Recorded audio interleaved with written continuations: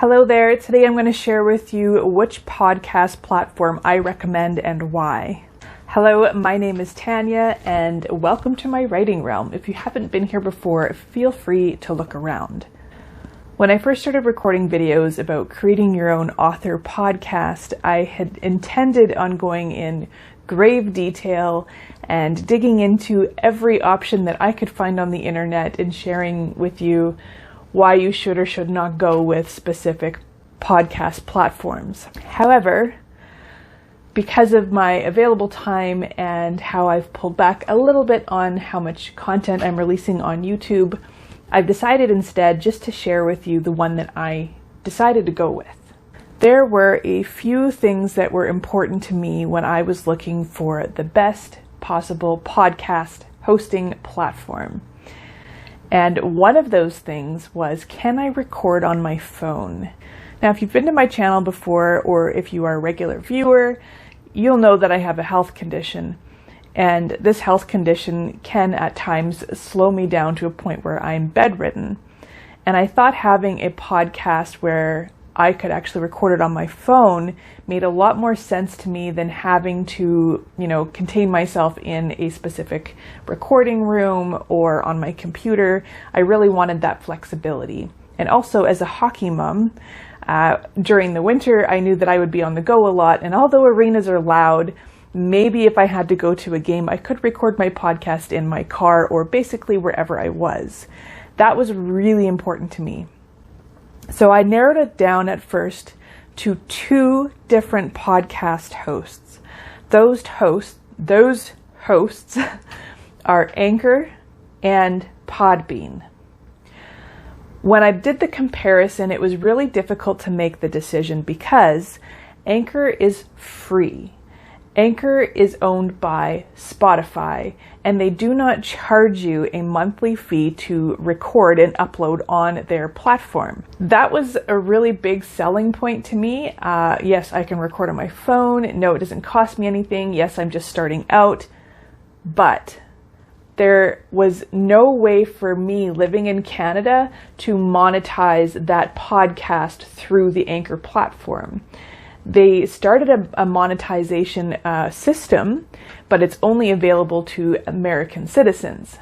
So I have nothing against the Americans, just for the record. I am just saying that as a Canadian, I cannot monetize my Anchor podcast.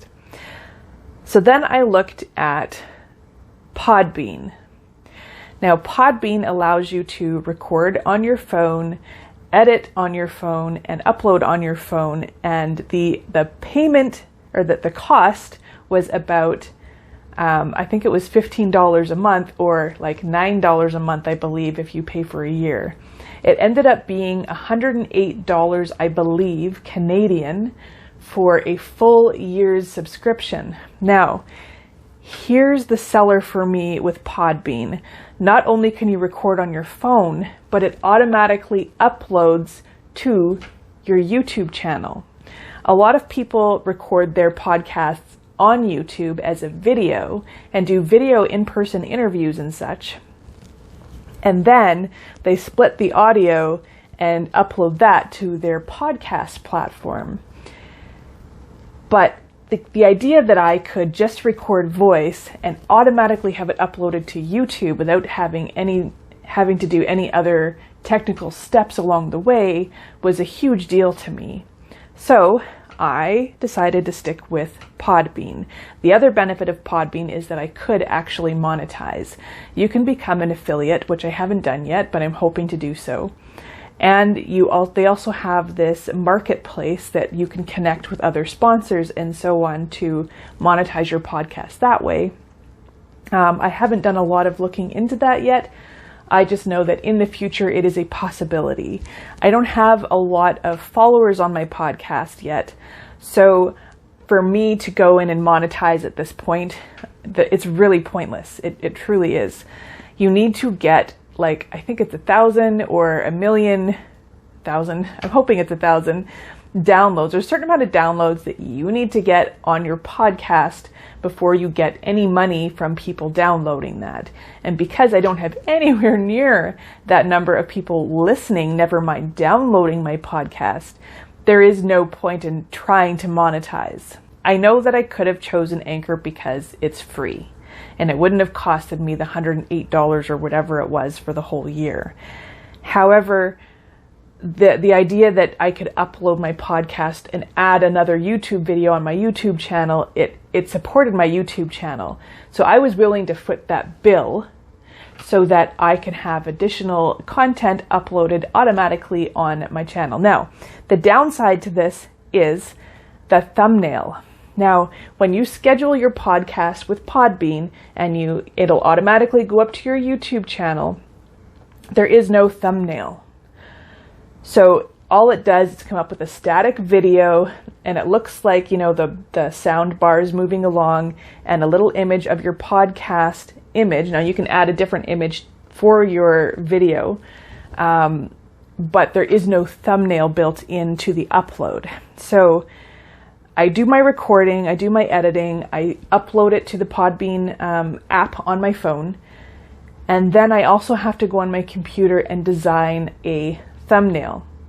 So then I take this thumbnail and I email it to myself, I save it on my phone, so the day that my podcast is released on YouTube, I just have to go on my phone wherever I am and upload the thumbnail onto that video. But now the video would have already been released, so somebody could have seen it, but I can't add that thumbnail until it is actually released. So maybe these are some of the things that you would want to consider. Another thing that I was looking at is the storage capacity. A lot of the podcast hosts have a limited storage capacity depending on how much money you're paying them. And some actually have like a timeline and say, I'm only going to store your data for 90 days. And after I get to this 90 days, your data is going to be deleted. I don't have that problem with Podbean. They're not deleting my data in a certain timeline. Now with this podcast host, you also get a website. It's an automatic, it's like a podcast website. It's like a link directly on their Podbean website, which is kind of cool. Now they can also upload to a Facebook page, and I believe LinkedIn, and there's a few others that I wasn't as knowledgeable about.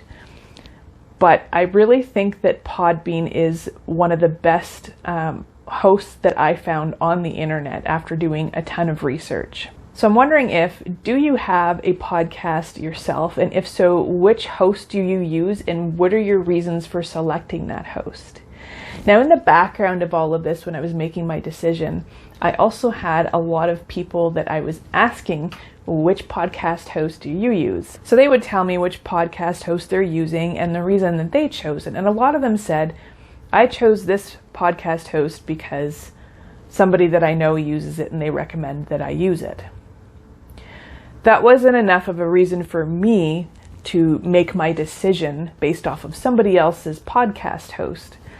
If I'm going to invest in something, I'm going to take the time to research and make sure that it is right for me, especially if it's going to cost that much. So Podbean, you don't have to just use your phone to record your episodes. You can also record or upload your media directly on their website on a desktop computer. So if I ever wanted to go downstairs, sit at my desk, and record a podcast directly on my desk, I could do that as well. You can also go back and see all of your previous recordings. So what all can you do on the Podbean app? Well, the Podbean app on your smartphone, you can use to listen and download other podcasts. You can record your podcast.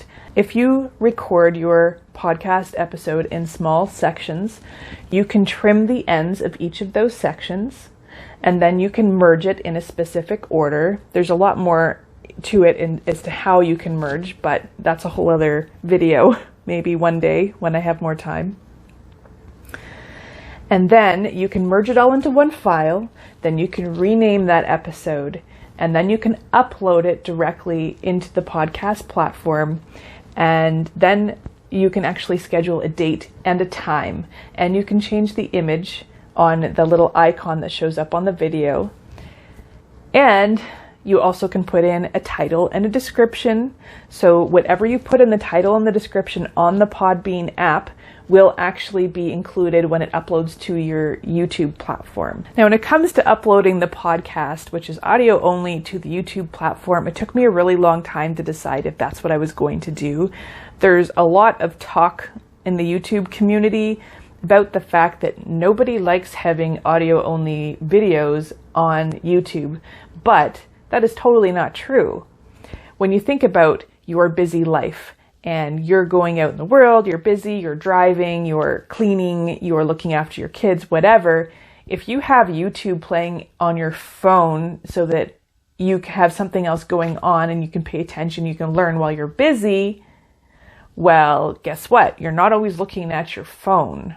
So when it comes to the mobility aspect of the audio only on YouTube, I don't think that there's really a problem. Now, the other side of it is a lot of people don't like mixing video content and audio only content on their YouTube channels. It took me a little bit to decide to go this route. I talked to a lot of people, asked a lot of questions, and I feel like the writing community is okay with this. So that's what I went with. Well, I hope you found some value in this video, and if you are considering starting a podcast and you don't know which host to go with, really consider what is important to you, and I really highly recommend Podbean. Well, that's it for today. Have a great rest of your day, afternoon, evening, night, or whatever, and happy writing.